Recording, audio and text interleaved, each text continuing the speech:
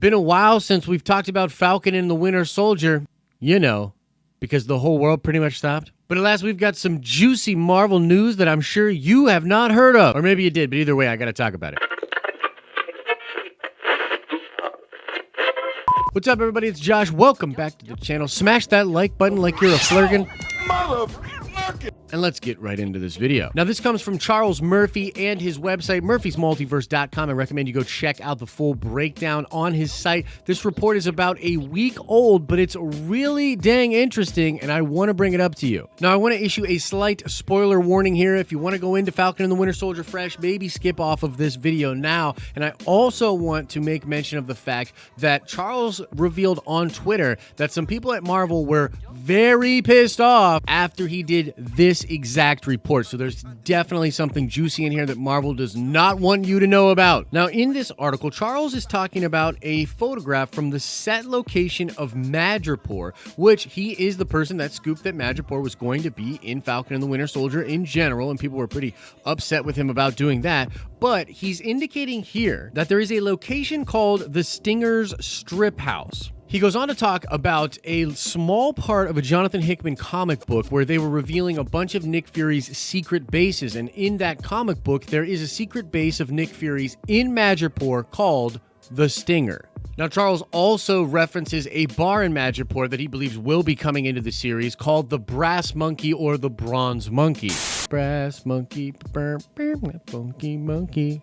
And I'm throwing up the images here, but yeah, it definitely looks like a live-action interpretation of the Brass Monkey. And this bar is apparently going to probably be a bar where a lot of sort of villains or low-down people from Madripoor go there. And this ties into previous reports that we had heard that there will be a scene at a bar where characters like Omega Red will be seen.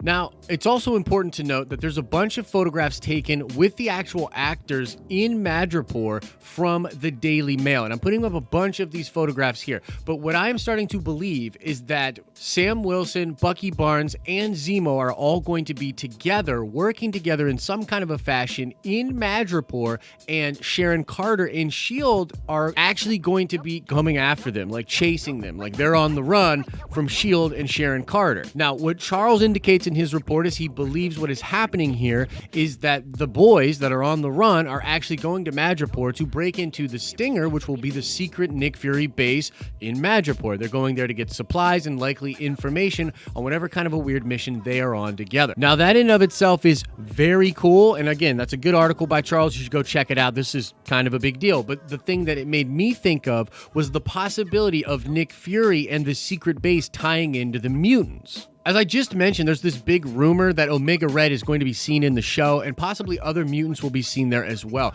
There are a lot of mutants, usually in Madripoor. Madripoor and mutants, they're going together like peanut butter and jelly. Like, it's a big deal, right? Like, I asked Charles this when he was on the channel. I said, well, what do you think about this? Like, the mutants, are they going to be sprinkled in? And he's like, well, I don't know if you go to Madripoor and don't tease a little bit of the mutants. Like, that's just what makes sense. And now we know Marvel is going to be fully allowed to use the word mutants and to show mutants in all of their stuff from here on out. And the thing that's really interesting about Omega Red is that he actually comes from a Russian weapons program, a sort of enhancement program that is sort of the Russian equivalent of the Weapon X program. The Weapon X program was taking mutants and experimenting with them and trying to create a team of super soldiers. Well, Russia was doing the same thing with Omega Red, and Omega Red has ties to the Red Room and a lot of the characters that will show up in the Black Widow movie. Now, we've talked about this at great length, but it has been a while, so I'll sort of refresh you on where our thought process is with all of this. We believe that the super soldier serum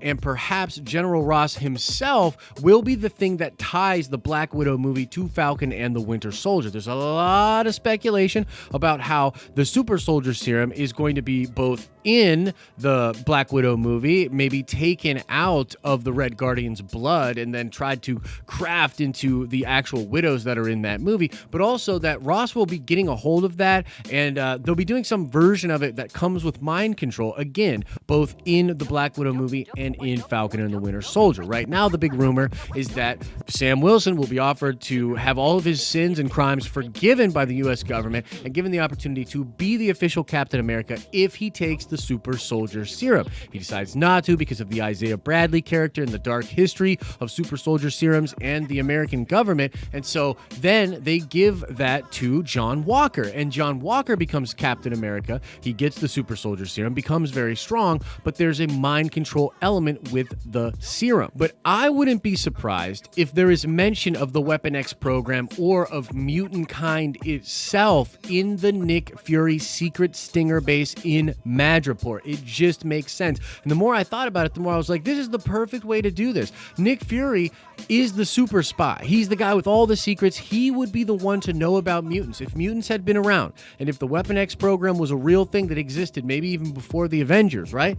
Then Nick Fury would have known about it. And so the fact that the stinger base might be in Falcon and the Winter Soldier, might be in Madripoor, makes me think that is the perfect way to start teasing the connections between Nick Fury and these old programs with mutant kind. And it just totally makes sense, right? Like, you can do this, connect Nick Fury to the mutants and to this knowledge that maybe he was even keeping from S.H.I.E.L.D. This could be like really secretive stuff that even S.H.I.E.L.D. didn't know about, and it allows Nick Fury to be connected to all of this stuff, which feels right as a Marvel fan, and yet we don't need him to actually be in the show. I mean, it'd be great if he was, but he doesn't need to be in it. They're finding interesting ways with these secret bases to have that kind of information, and so that is speculation on my part, but I sort of took the report that Charles had put out and I sort of speculated about how I think this could tie into mutants, man. And I just, that's pretty much it. And I want to know what you think about all of this, guys. First of all, let us know what you think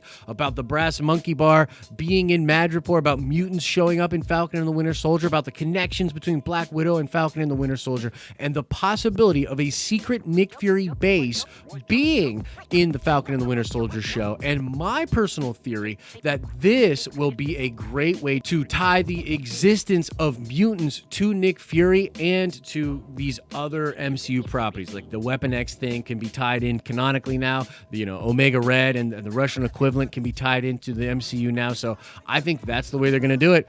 I'm telling you right now, man, I think that is going to be at least talked about when they go into Nick Fury's secret base. And so let us know what you think about that in the comment section below. And now let's shout out Marka Freebird. Indeed, Zeb is a Lasat. So shout out to you, Marka. And now let's ask another nerd card question before we get out of here. I want to know, what is the name of the white Nick Fury's black sun in Marvel Comics? And if you don't know what I'm talking about, in the 616 universe, the Nick Fury is actually white, but he has a black sun. And I want to know, what is the name of Nick Fury's black sun in Marvel Comics? Answer that question in the comment section below.